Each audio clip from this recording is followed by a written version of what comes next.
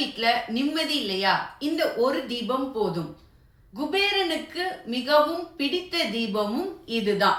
அதனாலதான் இப்போ நிறைய பேர் பாத்தீங்கன்னா ஜலதீபத்தை நோக்கி வர ஆரம்பிச்சிருக்காங்க. இந்த ஜலதி தான் அந்த ஒளி அக ஒளியை அறிவொளியாக மாற்றி நமக்கு ஒரு நல்ல லெவலை கொடுக்க போகுது. அதனாலதான் குபேரனுக்கு இந்த தீபத்தை அதிகமா போடுவாங்க.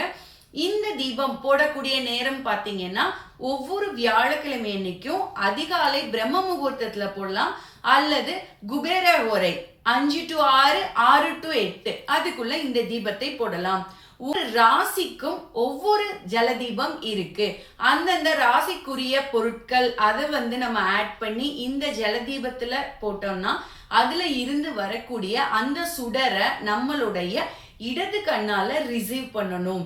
அப்பதான் அது நம்மளோட ஆராவை கிளென்சிங் பண்ணும், நம்ம வீட்டோட ஆராவை கிளென்சிங் பண்ணும். இதுல பாத்தீங்கன்னா அந்த 70% வாட்டர், 30% பாத்தீங்கன்னா அந்த ஆயில், அல்லது உங்க வீட்டுல நெய் இருக்கு அப்படின்னா நெய் போட்டுக்கலாம்.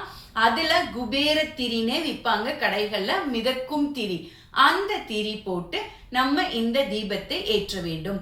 இது கூட ஒவ்வொரு பொருளா ஆட் பண்ண ஒவ்வொரு விதமான பலன்கள் வரும். ஒவ்வொரு ராசிக்கு தகுந்த பொருட்களை இதுல ஆட் பண்ணலாம். உங்க ராசி என்ன ராசி? உங்களுக்கு எந்த ராசிக்கு ஜலதீபம் வேணும்னு கமெண்ட்ல சொல்லுங்க. அடுத்து உங்களுக்கான ஜலதீபம் நான் நெக்ஸ்ட் வீடியோல அப்லோட் பண்றேன். தேங்க்யூ.